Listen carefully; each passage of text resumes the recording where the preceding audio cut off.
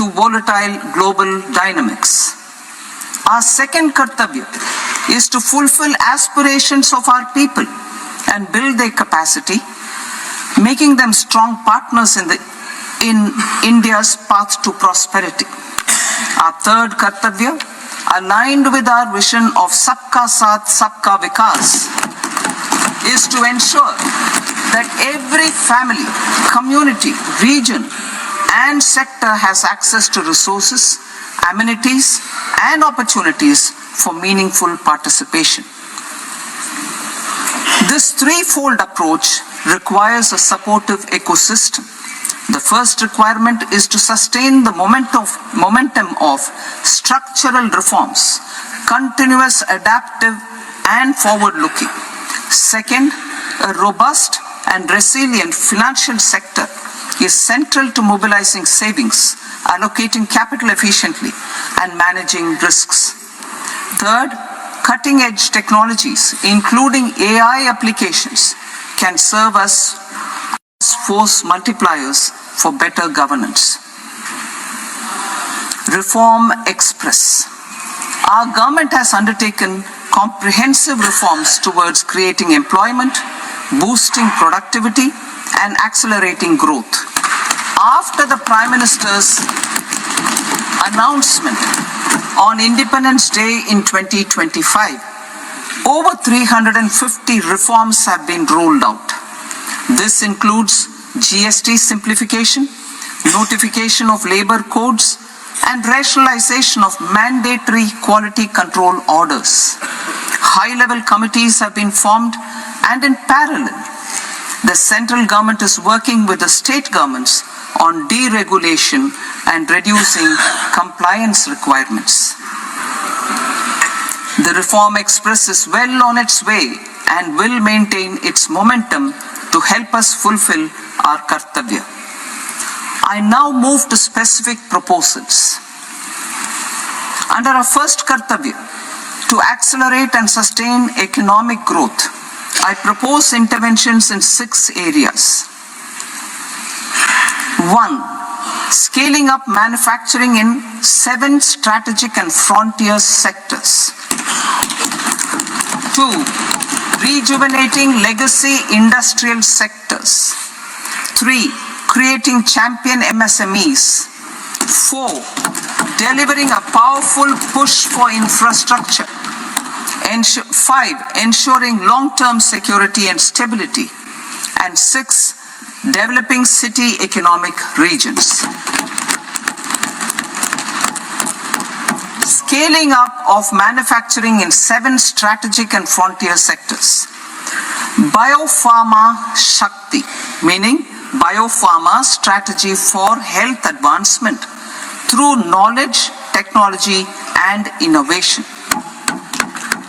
India's disease burden is observed to be shifting towards non-communicable diseases like diabetes, cancer, and autoimmune disorders.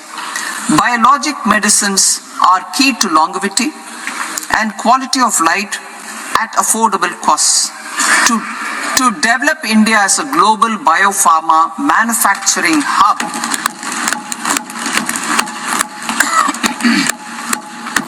I propose the Biopharma Shakti with an outlay of 10,000 crores over the next 5 years.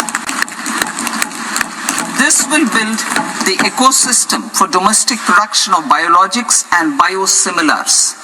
The strategy will include a biopharma-focused network with 3 new national institutes of pharmaceutical education and research, popularly known as NIPERs, and upgrading 7 existing ones. It will also create a network of 1,000 accredited India clinical trials sites. We propose to strengthen the Central Drug Standard Control Organization to meet global standards and approve timeframes through and approval timeframes through a dedicated scientific review cadre and specialists. India Semiconductor Mission 1.0 expanded India's semiconductor sector capabilities. Building on this, we will launch ISM 2.0 to produce equipment and materials, design full-stack Indian IP, and fortify supply chains. We will also focus on industry-led research and training centers to develop technology and skilled workforce. The Electronics Components Manufacturing Scheme, launched in April 2025 with an outlay of 22,919 crores, already has investment commitments at double the targets. We propose to increase the outlay to 40,000 crores to capitalize on this momentum.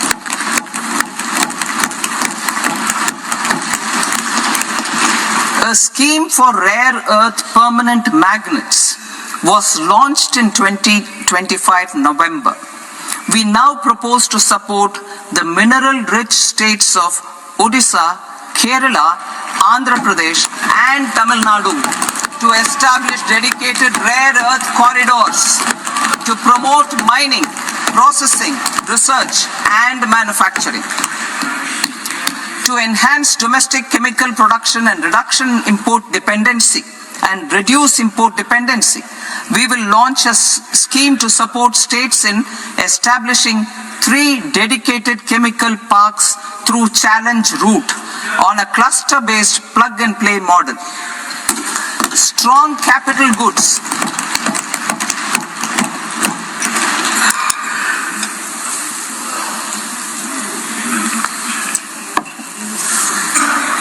Strong capital goods capability is a determinant of productivity and quality across different sectors. Towards building this capacity, I propose the following. High-tech tool rooms will be established by central public sector enterprises at 2 locations as digitally enabled automated service bureaus that locally design, test, and manufacture high-precision components at scale and at lower cost. 2. A scheme for enhancement of construction and infrastructure equipments will be introduced to strengthen domestic manufacturing of high-value and technologically advanced CIE. This can range from lifts in a multi-storied apartment or firefighting equipment in multiplexes, large or small, and to tunnel boring equipments for building metros and high-altitude roads. I also propose a scheme for container manufacturing to create a globally competitive container manufacturing ecosystem with a budgetary allocation of 10,000 crores over a 5-year period. For the labor-intensive textile sector, I propose an integrated program with 5 subparts. 1. The National Fiber Scheme for Self-Reliance in Natural Fibers, such as silk, wool, and jute, man-made fibers, and new age fibers. Textile expansion and employment scheme to modernize traditional clusters with capital support for machinery, technology upgradation, and common testing and certification centers.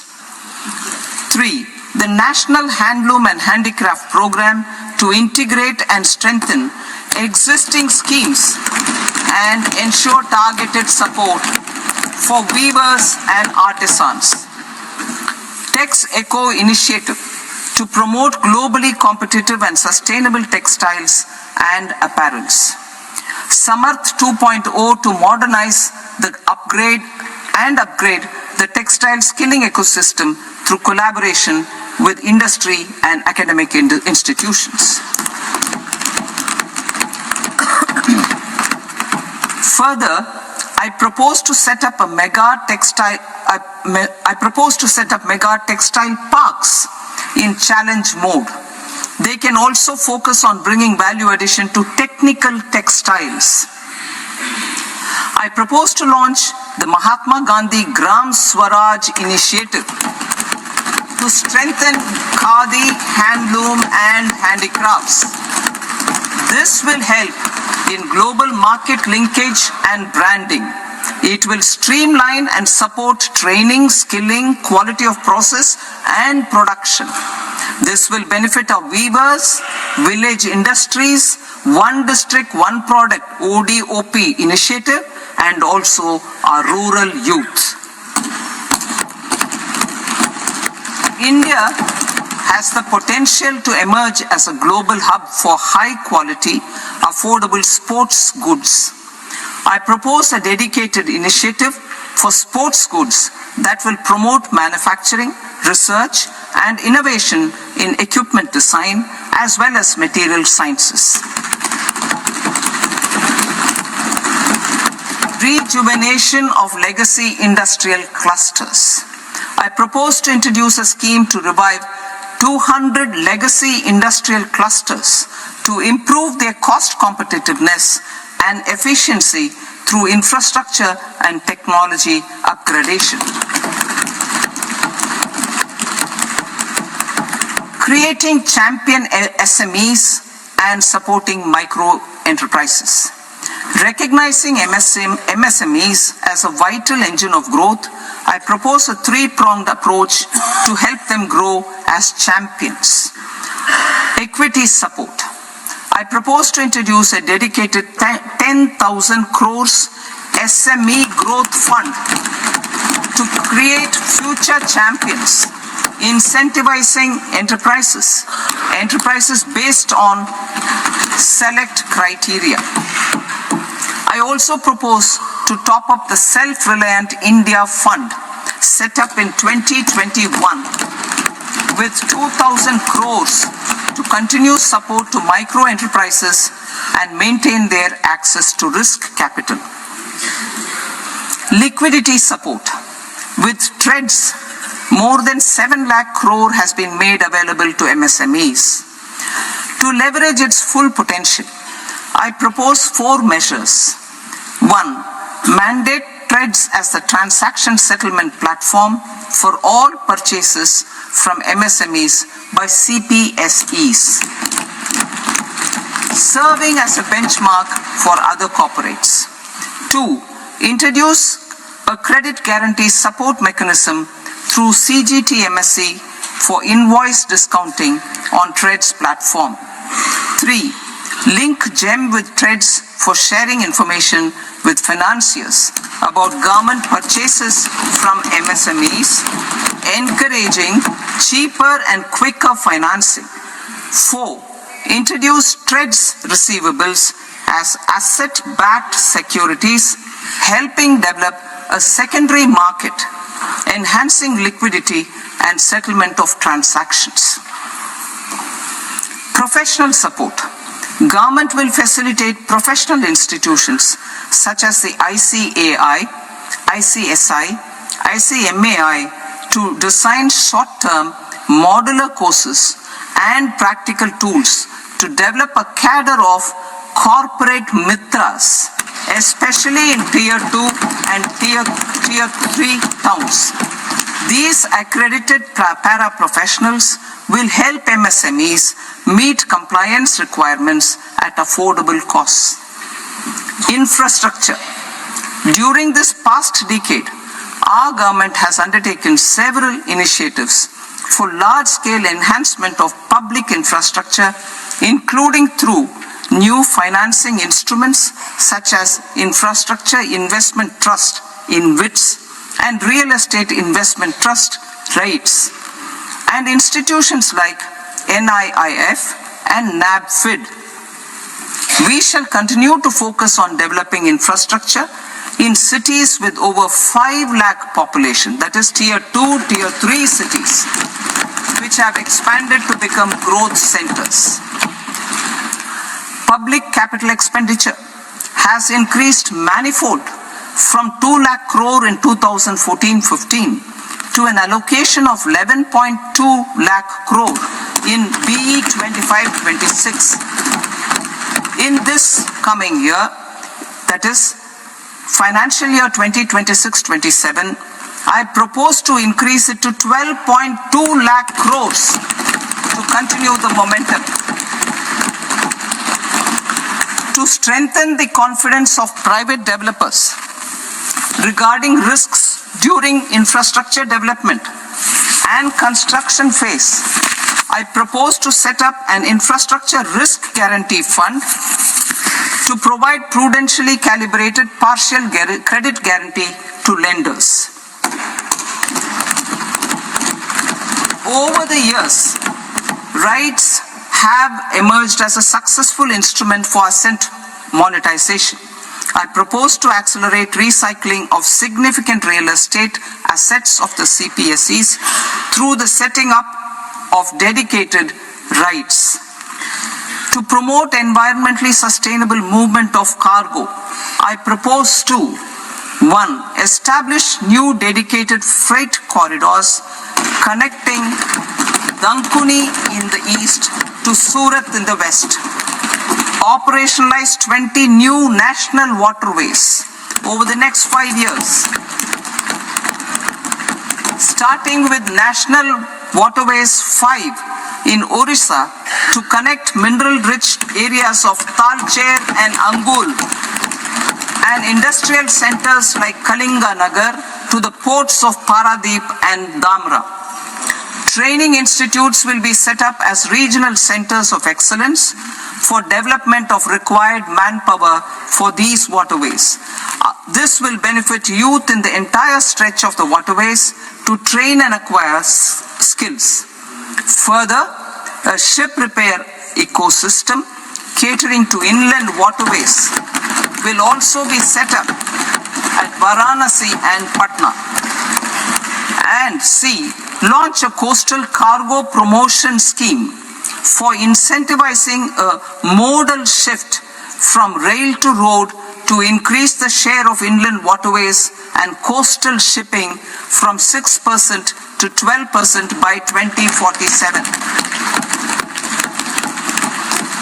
To enhance last mile and remote connectivity and promote tourism, I propose to give incentives to indigenize manufacturing of seaplanes. A seaplane VGF scheme will be also introduced to provide support for operations. Carbon capture, utilization and storage. Aligning with the roadmap launched in December 2025, the carbon capture, utilization and storage technologies at scale will achieve higher readiness and in end-use application across 5 industrial sectors, including power, steel, cement, refineries, and chemicals. An outlay of 20,000 crore is proposed over the next 5 years for this purpose. City economic regions. Cities are India's engines of growth, innovation, and opportunities. We shall now focus on Tier 2, Tier 3 cities, and even temple towns, which need modern infrastructure and basic amenities. This budget aims to further amplify the potential of cities to deliver the economic power of agglomerations by mapping city economic regions based on their specific growth drivers. An allocation of 5,000 crore per CER over 5 years is proposed for implementing their plans through a challenge mode with a reform cum result-based financing mechanism. In order to promote environmentally sustainable passenger systems, we will develop 7 high-speed rail corridors between cities as growth connectors, namely Mumbai to Pune, Pune to Hyderabad, Hyderabad to Bengaluru, Hyderabad to Chennai, Chennai to Bengaluru, Delhi to Varanasi, Varanasi to Siliguri.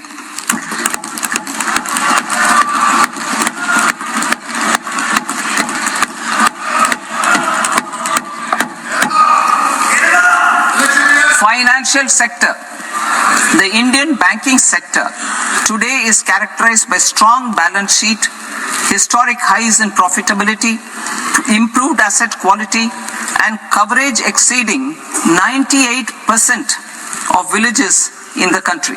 At this juncture, we are well placed to futuristically evaluate the measures needed to continue on the path of reform-led growth of this sector. I propose setting up a high-level committee on banking for Vikasit Bharat. High-level committee on banking for Vikasit Bharat to comprehensively review the sector and align it with India's next phase of growth, while safeguarding financial stability, inclusion, and consumer protection.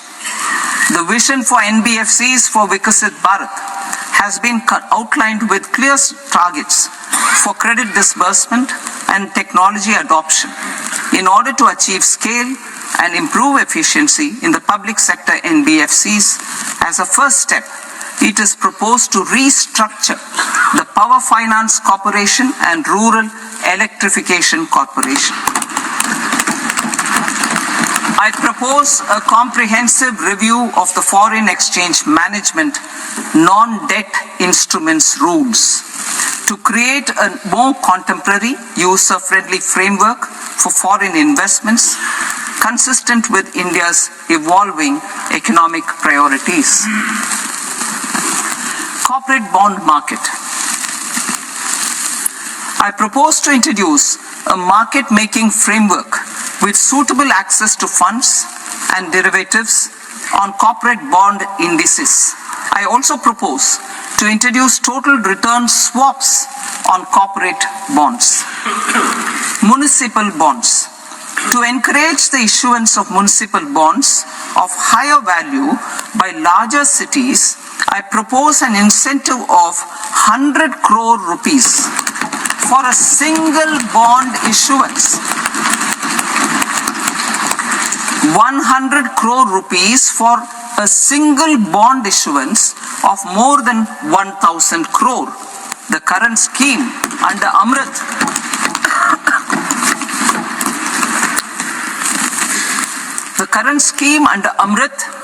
which incentivizes issuances up to 200 crores only, will also continue to support smaller and medium towns.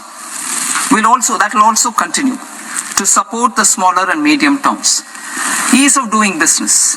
Individual persons resident outside India, PROI, will be permitted to invest in equity instruments of listed Indian companies through the Portfolio Investment Scheme.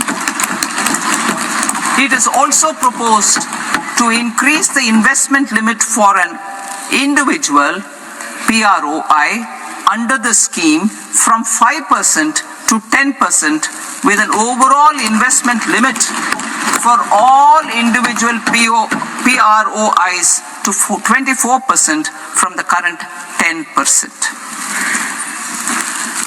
Emerging technologies including AI. 21st century is technology driven. Adoption of technology is for the benefit of all people. Farmers in the field, women in STEM, youth keen to upskill, and Divyangjan to access newer opportunities. The government has taken several steps to support new technologies through AI Mission, National Quantum Mission, Anusandhan National Research Fund, and Research and Development and Innovation Fund. Our second kartavya is to fulfill aspirations and build capacities. Close to 25 crore individuals have come out of multi-dimensional poverty through a decade of our government's sustained and reform-oriented efforts.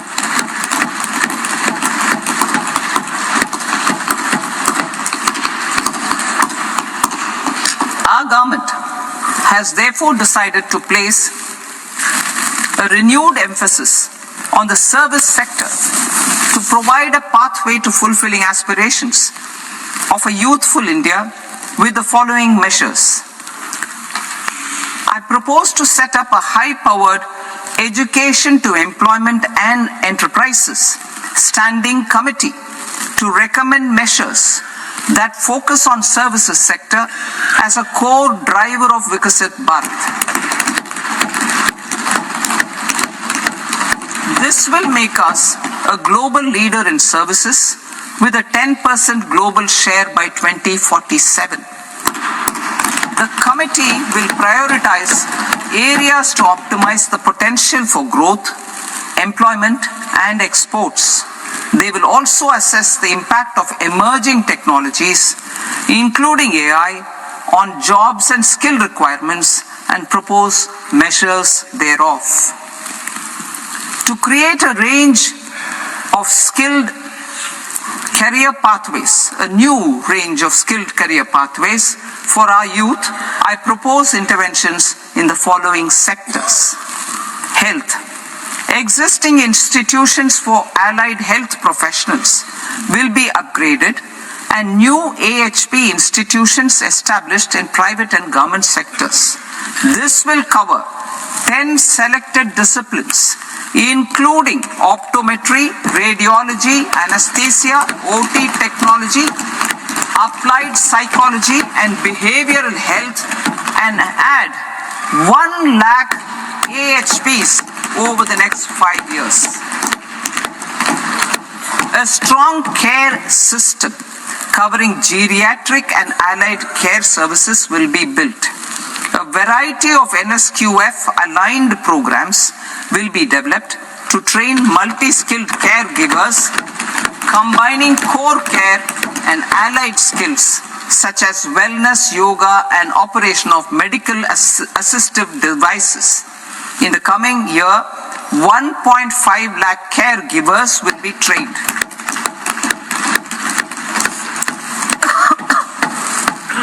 Hubs for medical value tourism. To promote India as a hub for medical tourism services, I propose to launch a scheme to support states in establishing 5 regional medical hubs in partnership with the private sector. These hubs will serve as integrated healthcare complexes that combine medical, educational and research facilities. They will have Ayush centers, medical value tourism facilitation centers, and infrastructure for diagnostics, post-care and rehabilitation. These hubs will provide diverse opportunities, job opportunities for health professionals, including doctors and AHPs. Ancient Indian yoga, already respected in several parts of the world, was given a mass global recognition when Honorable Prime Minister took it to the UN. Post-COVID, Ayurveda gained a similar global acceptance and recognition. Exporting quality Ayurveda products helps farmers who grow the herbs and youth who process the products. To meet growing global demand, a few more steps are being taken. I propose to 1. Set up 3 new All India Institutes of Ayurveda. 2. Upgrade Ayush pharmacies and drug testing labs for higher standards of certification ecosystem and make available more skilled personnel. 3.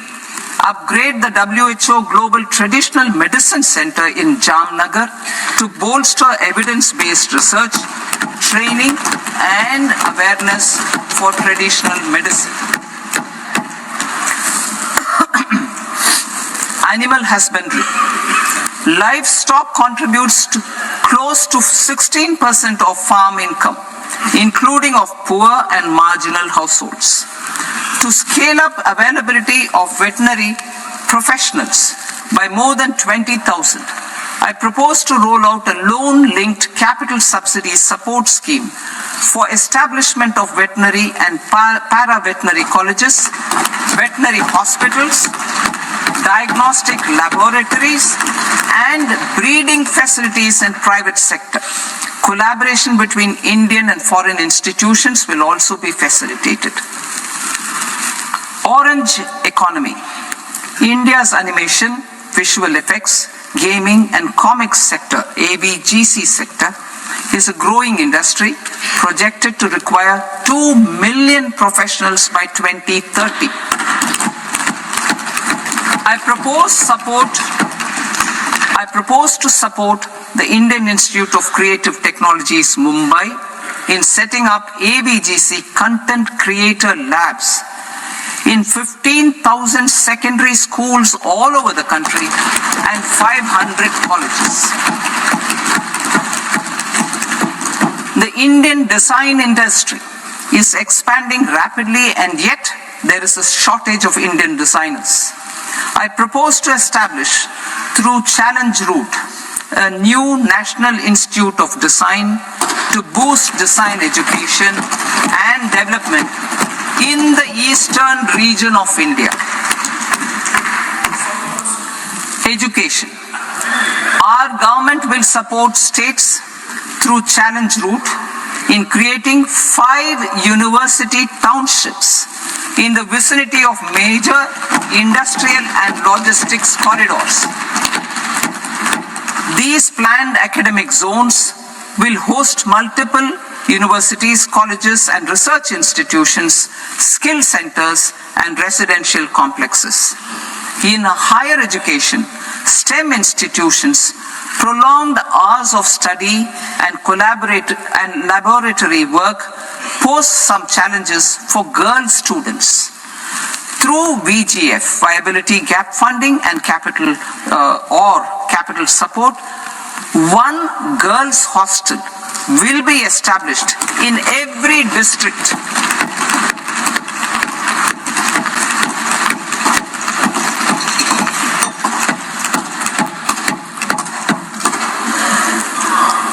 To promote astrophysics and astronomy via immersive experiences, 4 telescope infrastructure facilities will be set up or upgraded.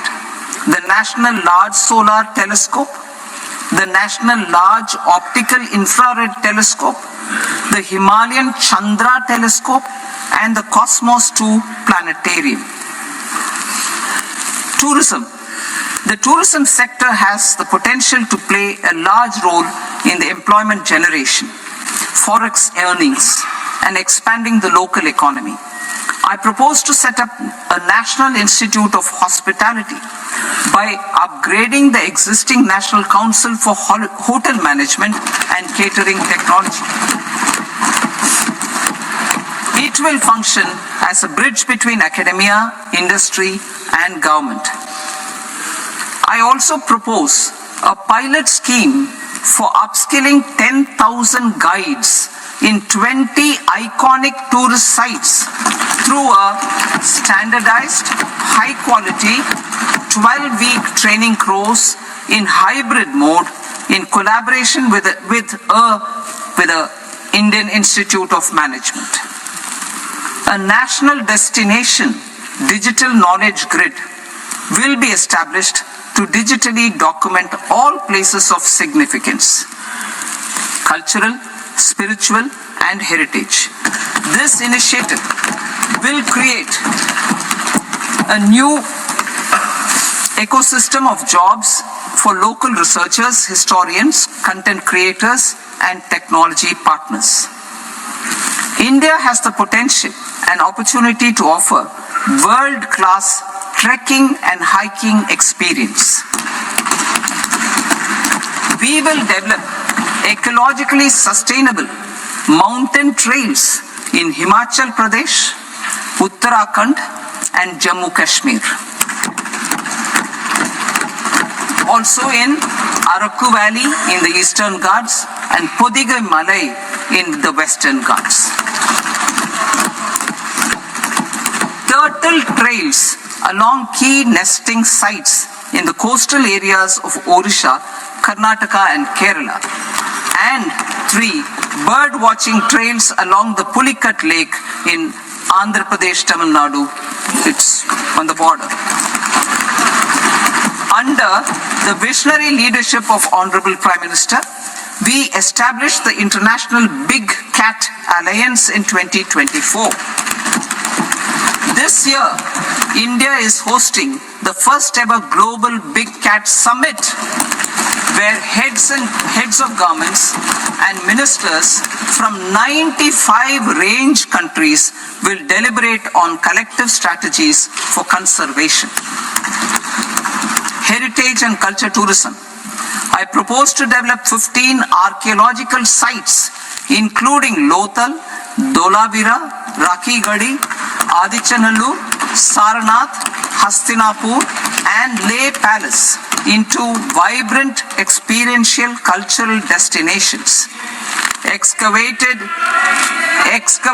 landscapes will be open to the public through curated walkways.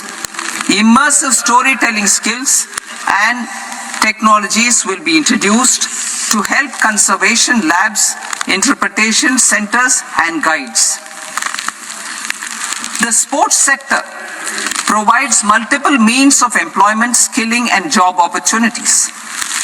Taking forward the systematic nurturing of sports talent which is set in motion through the Khelo India program earlier, I propose to launch a Khelo India mission to transform the sports sector over the next decade.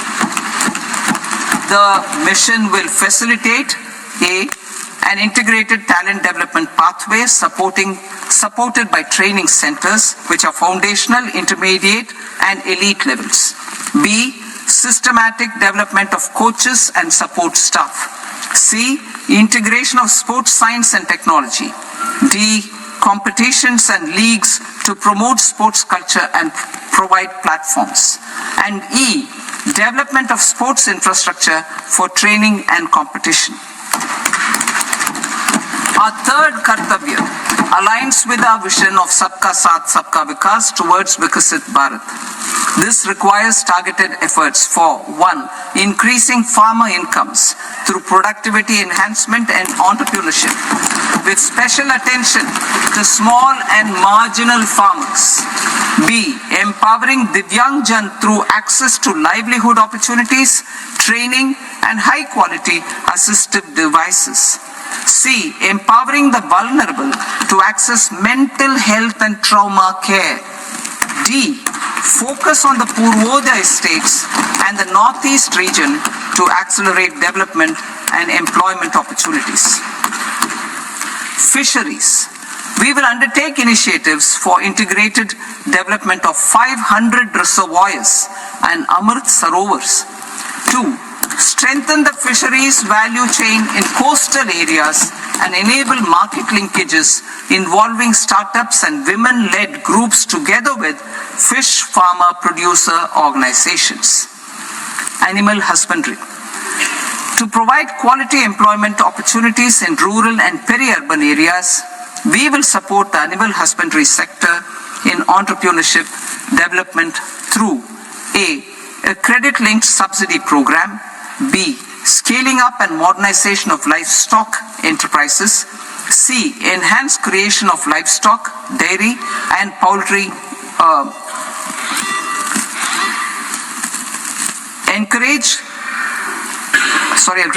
Enhanced creation of livestock, dairy, and poultry-focused integrated value chains. And D. Encourage creation of livestock farmer-producer organizations. High-value agriculture.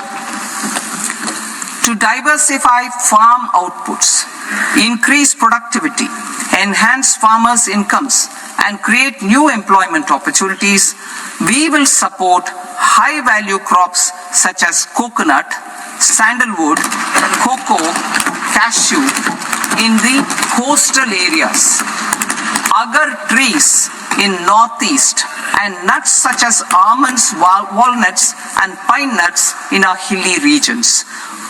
All of them will be supported. India is the world's largest producer of coconuts. About 30 million people, including nearly 10 million farmers, depend on coconuts for their livelihood. To further enhance competitiveness in coconut production, I propose a coconut promotion scheme to increase production and enhance productivity through various interventions, including replacing and non-productive trees with new saplings or plants or varieties in major coconut growing states. A dedicated program is proposed for Indian cashew and cocoa to make India self-reliant in raw cashew and coconut production and processing, enhance export competitiveness, and transform Indian cashew and Indian cocoa into premium global brands by 2030.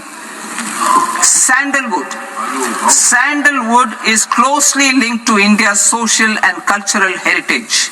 Our government will partner with state governments to promote focused cultivation and post-harvest processing to restore the glory of the Indian sandalwood ecosystem, to rejuvenate old, low-yielding orchards and expand high-density cultivation of walnuts, almonds, and pine nuts. We will support a dedicated program to enhance farmer incomes and in bringing value addition by engaging youth. Bharat Vistar, that is virtually integrated system to access agricultural resources. I propose to launch Bharat Vistar, a multilingual AI tool that shall integrate the AgriStack portals and the ICAR package on agricultural practices with AI systems. This will enhance farm productivity, enable better decisions for farmers, and reduce risk by providing customized advisory support. She Marts for rural women-led enterprises.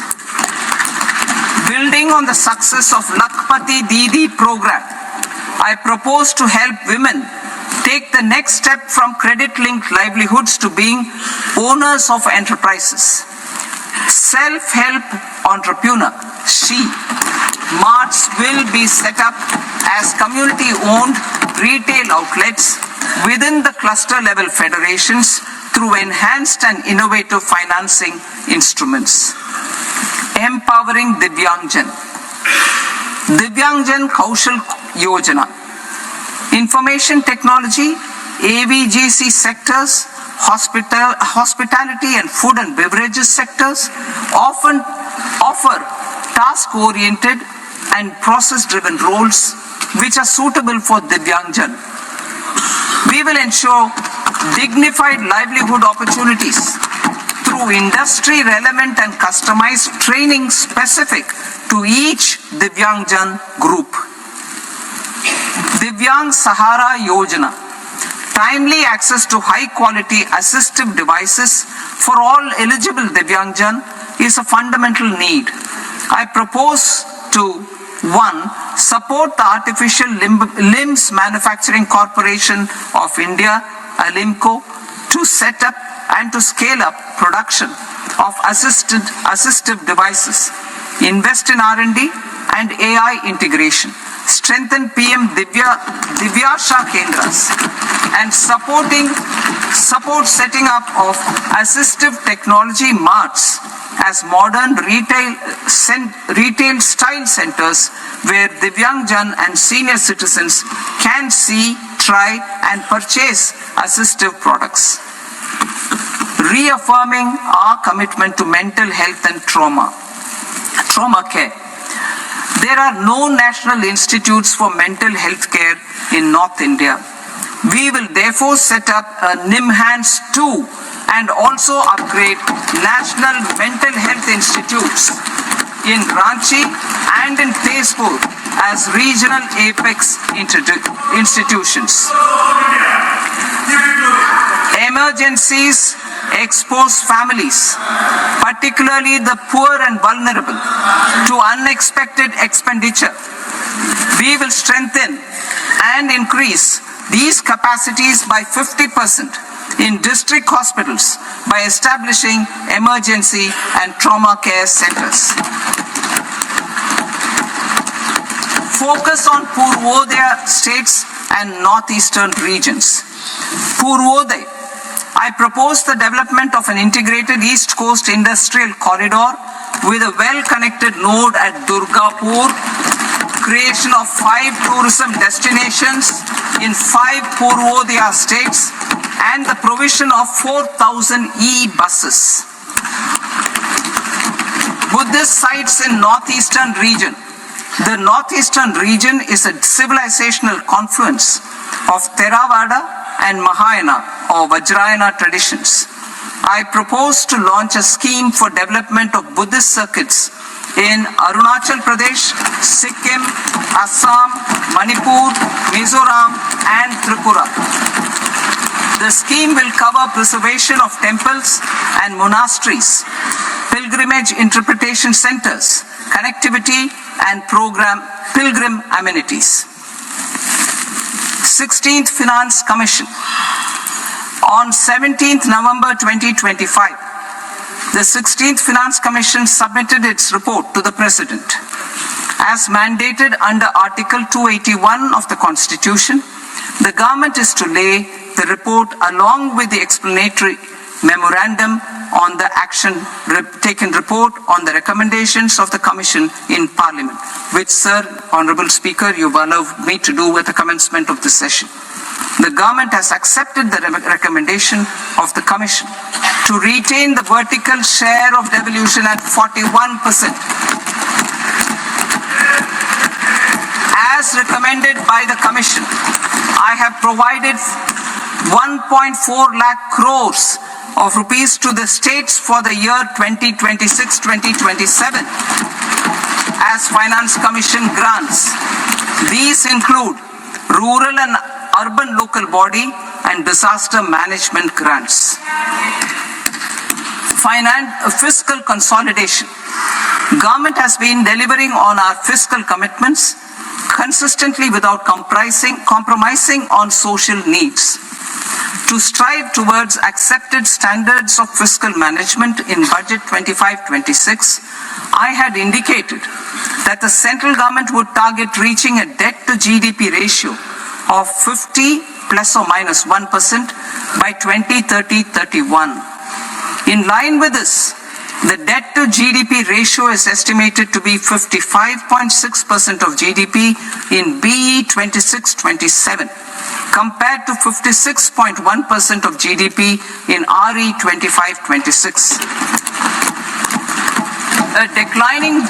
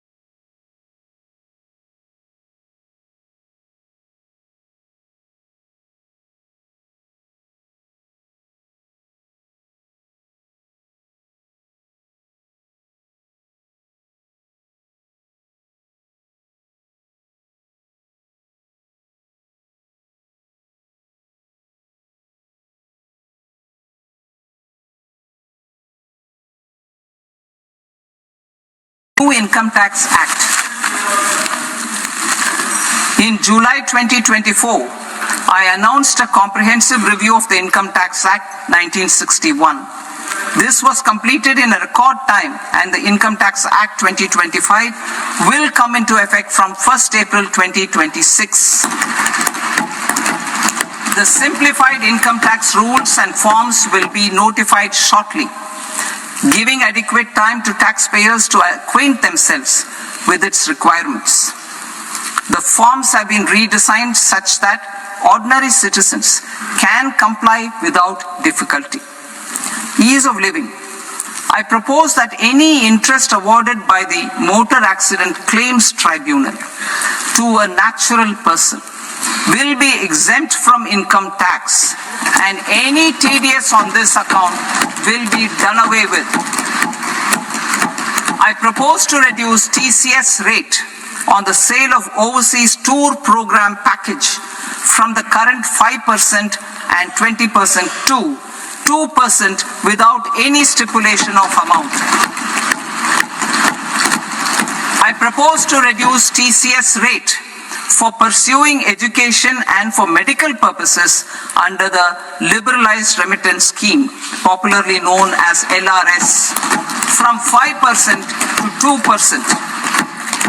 Supply of manpower services is proposed to be specifically brought within the ambit of payment to contractors for the purpose of TDS to avoid ambiguity.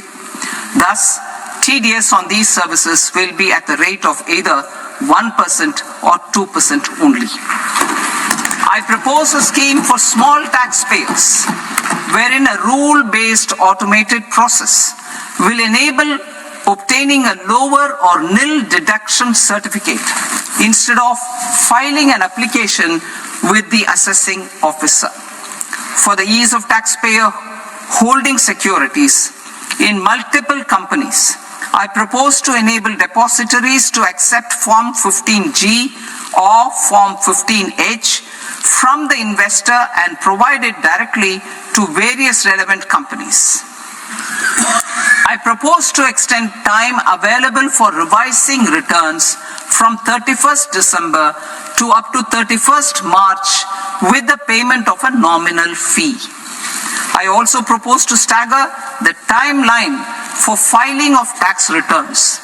Individuals with ITR 1 and ITR 2 returns will continue to file till 31st July, and non-audit business cases or trusts are proposed to be allowed time till 31st August. TDS on sale of immovable property by a non-resident is proposed to be deducted and deposited through resident buyers and his or her PAN-based challan instead of requiring a TAN, which is a temporary accounting number. To address practical issues of small taxpayers like students, young professionals, tech employees, relocated NRIs, and such others, I propose to introduce a one-time 6-month foreign asset disclosure scheme for these taxpayers to disclose income or assets below a certain size. This scheme would be applicable for two categories of taxpayers, namely A, who did not disclose their overseas income or assets, and B, who disclosed their overseas income and or paid due tax but could not declare the asset acquired. For category A, the limit of undisclosed income or asset is proposed to be up to 1 crore rupees. They need to pay 30% of fair market value of asset or 30% of undisclosed income as tax and 30% as additional income tax in lieu of penalty, and would thereby get immunity from prosecution. For category B, asset value is proposed to be up to 5 crore rupees. Here, immunity from both penalty and prosecution will be available with a payment of fee of 1 lakh rupees. Rationalizing penalty and prosecution. Multiplicity of proceedings are hindrance to the ease of doing business. I propose to integrate assessment and penalty proceedings by way of a common order for both. There will be no interest liability on the taxpayer on the penalty amount for the period of appeal before the first appellate authority, irrespective of the outcome of appeal process.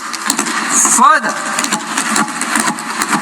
quantum of prepayment is being reduced from 20% to 10% and will continue to be calculated only on core tax demand. As an additional measure for reducing litigation, I propose to allow taxpayers to update their returns even after reassessment proceedings have been initiated, and an additional 10% tax rate over and above the rate applicable for the relevant year. The assessing officer will then use only this updated return in his proceedings. There is already a framework for immunity from penalty and prosecution in the cases of underreporting. I propose to apply this framework for immunity to misreporting too.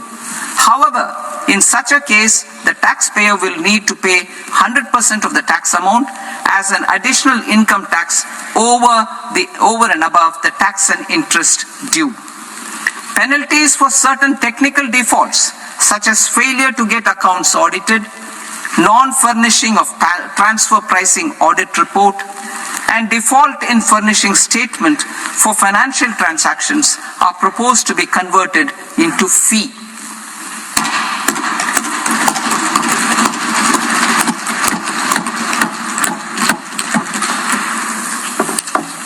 I propose to rationalize prosecution framework under Income Tax Act while maintaining a careful balance for deterrence in some serious offence.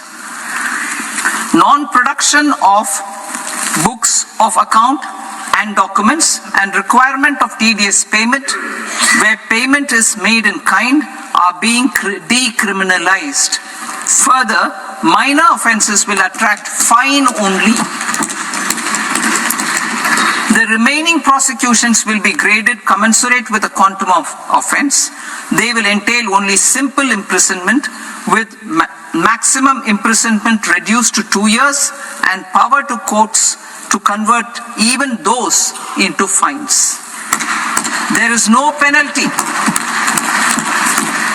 There is no penalty presently for non-disclosure of non-immovable foreign assets with aggregate value less than 20 lakh rupees. I propose to also provide them with immunity from prosecution with retrospective effect from 1/10/2024.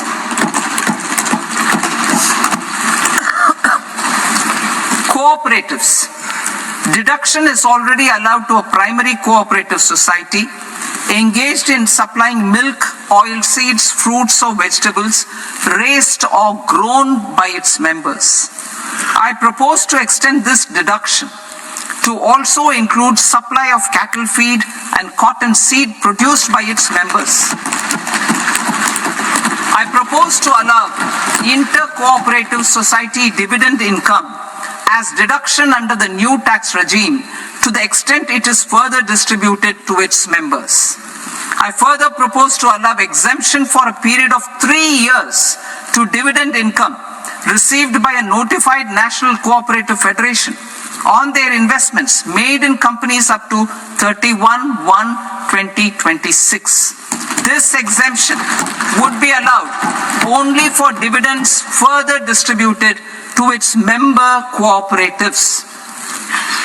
Supporting IT sector as India's growth engine.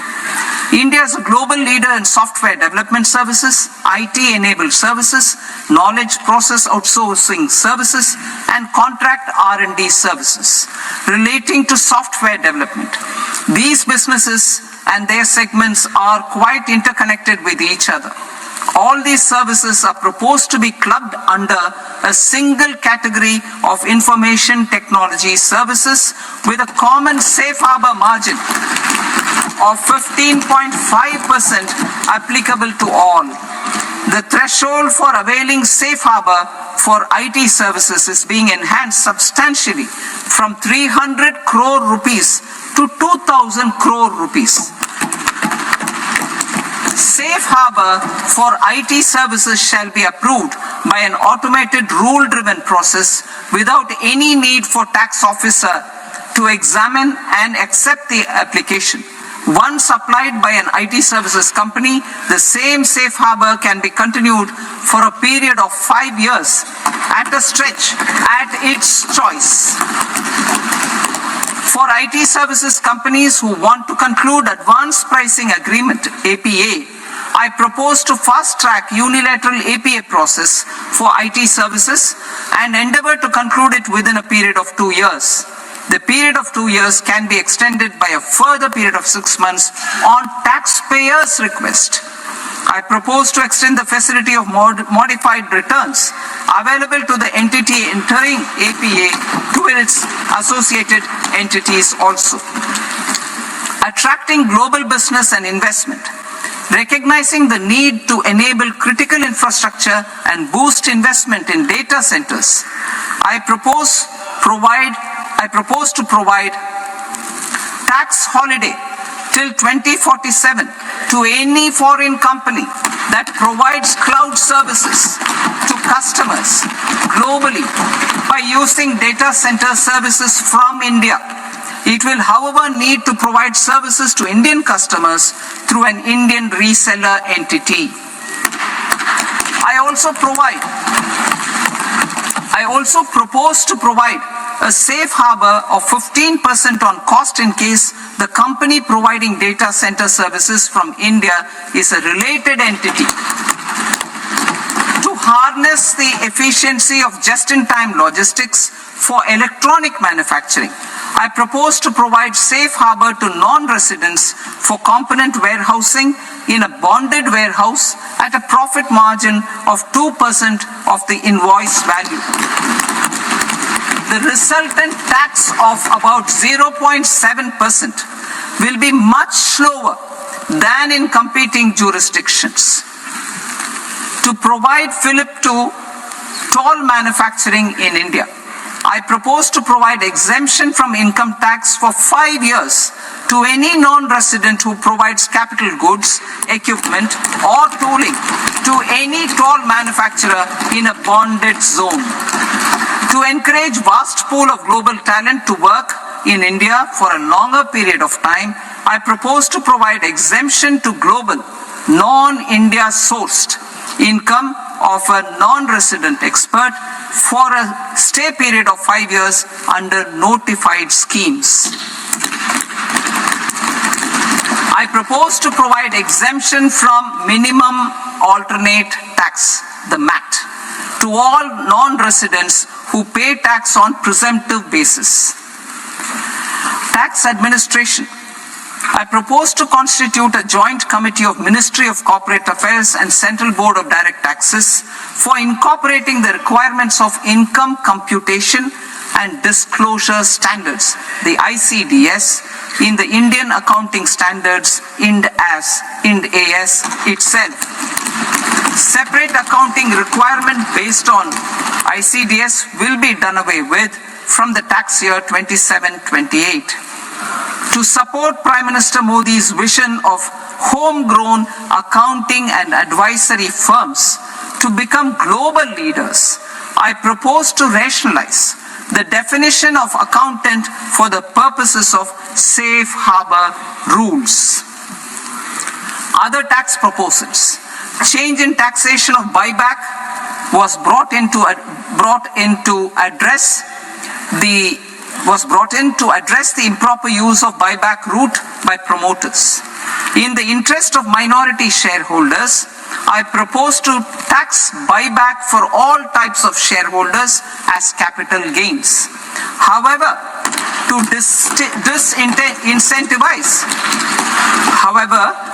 disincentivize misuse of tax arbitrage, promoters will pay an additional buyback tax. This will make effective tax 22% for corporate promoters. For non-corporate promoters, the effective tax will be 30%. TCS rate for sellers of specific goods, namely alcoholic liquor, scrap, and minerals will be rationalized to 2%, and that on tendu leaves will be reduced from 5% to 2%. I propose to raise the STT on futures to 0.05% from the present 0.02%. STT on options premium and exercise of options are both proposed to be raised to 0.15% from the present rate of 0.1% and 0.125% respectively.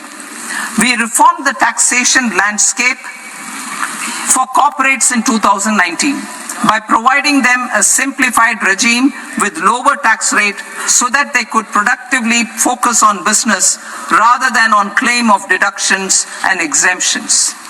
To encourage companies to shift to the new regime, set off of brought forward MAT credit, minimum alternate tax credit, is proposed to be allowed to companies only in the new regime. Set off using available MAT credit is proposed to be allowed to an extent of 1/4 of the tax liability in the new regime. MAT is proposed to be made final tax, so there will be no further credit accumulation from 1st April 2026. In line with this change, the rate of final tax is being reduced to 14% from the current MAT rate of 15%. The brought forward MAT credit of taxpayers accumulated till 30th March 2026 will continue to be available to them for set off as above. Indirect taxes. I shall now take up proposals related to indirect taxes. My proposals for customs and central excise aim to further simplify the tariff structure, support domestic manufacturing, promote export competitiveness, and correct inversion in duty. To continue weeding out long continuing customs duty exemptions, I propose to remove certain exemptions on items which are being manufactured in India or where the imports are negligible. Similarly, to further simplify the process of ascertaining the rate of duty applicable on a particular item, I propose to incorporate certain effective rates in various customs notifications to the tariff schedule itself. I shall now take up sector-specific proposals. Promotion of exports of marine, leather, and textile products. I propose to increase the limit for duty-free imports of specified inputs used for processing seafoods for export from the current 1% to 3% of FOB value of the previous year's export turnover. I also propose to allow duty-free imports of specified inputs, which is currently available for exports of leather or synthetic footwear, to exports of shoe uppers as well. I propose to extend the time period for export of final product from the existing 6 months to 1 year for exporters of leather or textile garments, leather or synthetic footwear, and other leather products. Energy transition and security. I propose to extend the basic customs duty exemption given to capital goods used for manufacturing lithium-ion cells for batteries to those used for manufacturing lithium-ion cells for battery energy storage systems also. I propose to exempt basic customs duty on import of sodium antimonate for use in manufacture of solar glass. Nuclear power. I propose to extend the existing basic customs duty exemption on imports of goods required for nuclear power projects till the year 2035 and expand it for all nuclear plants irrespective of their capacity. minerals, it is proposed to provide basic customs duty exemption to the import of capital goods required for the processing of critical minerals in India. Biogas blended CNG. I propose to exclude the entire value of biogas while calculating the central excise duty payable on biogas blended CNG. Civil and defense aviation. I propose to exempt basic customs duty on components and parts required for the manufacture of civilian training and other aircrafts. It is proposed to exempt basic customs duty on raw materials imported for the manufacture of parts of aircraft to be used in maintenance, repair, or overall requirements by units in the defense sector. Electronics.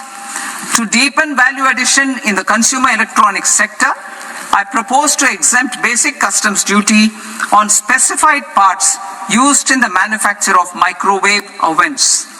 Special economic zone.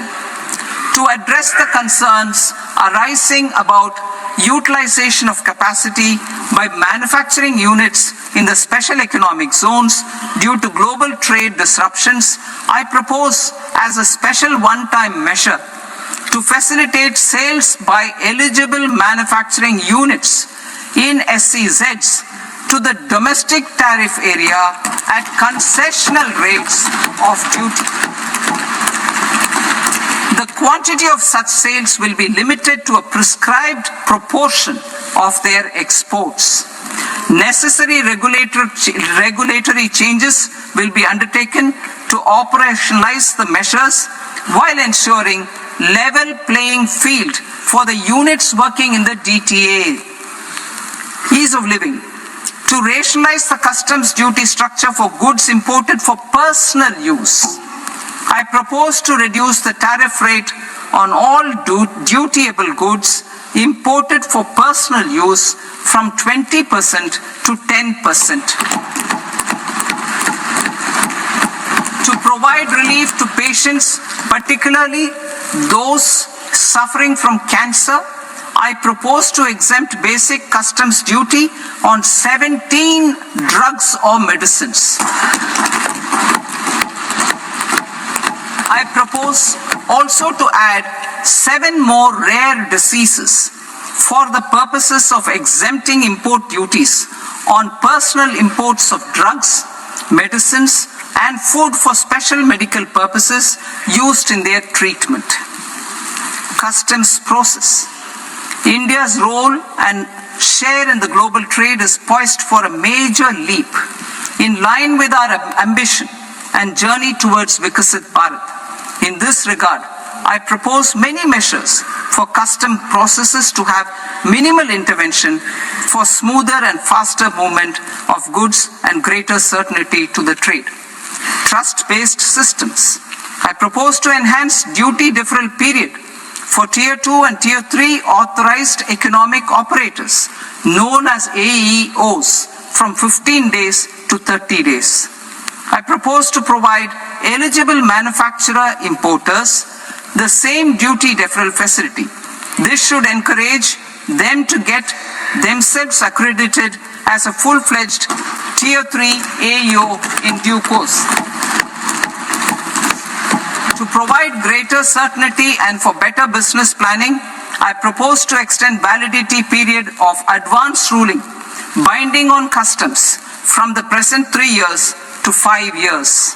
In the spirit of the whole of government approach,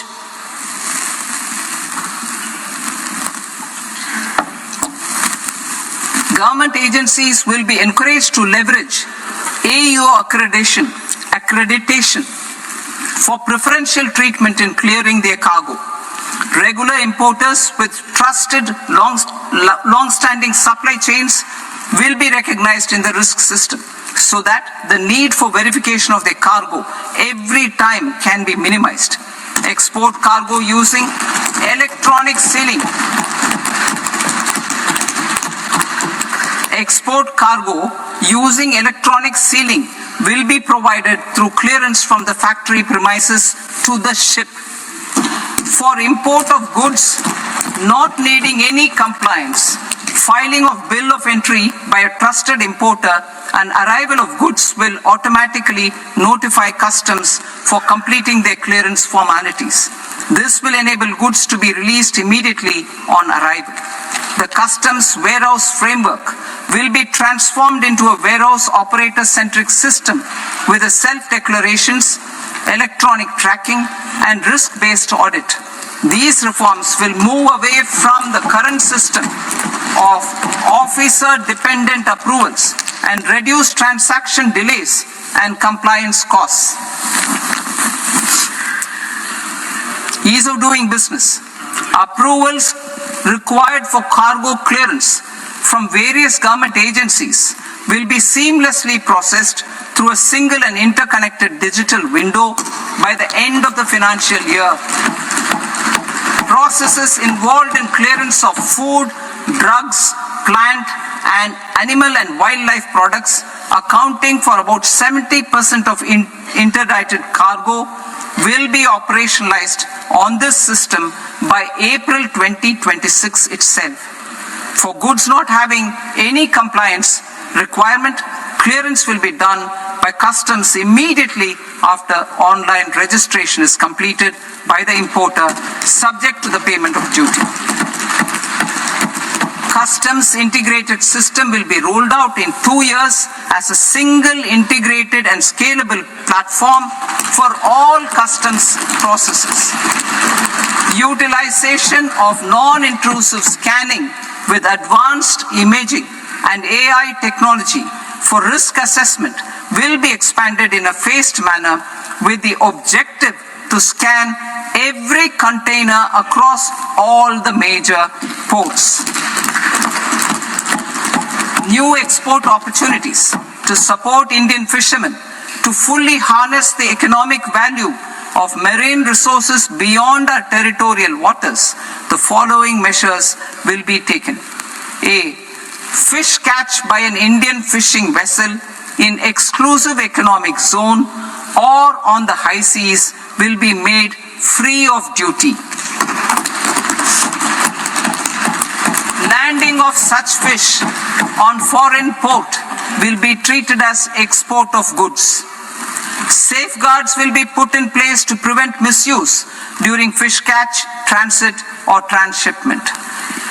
To support aspirations of India's small businesses, artisans and startups to access global markets through e-commerce, I am pleased to announce complete removal of the current value cap of 10 lakh rupees per consignment on courier exports.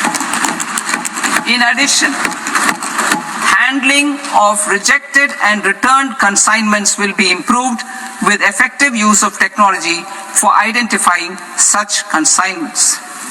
I propose to revise provisions governing baggage clearance during international travel to address genuine concerns of passengers.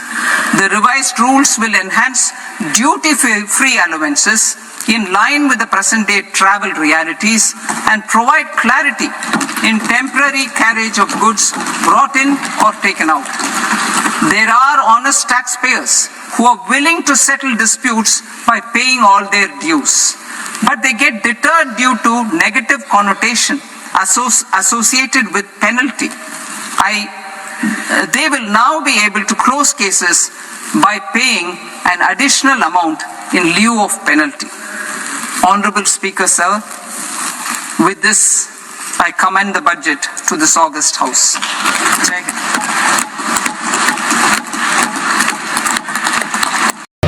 ಮತ್ತಷ್ಟು ಸುದ್ದಿಗಳಿಗಾಗಿ ನೋಡ್ತಾ ಇರಿ public news 24x7.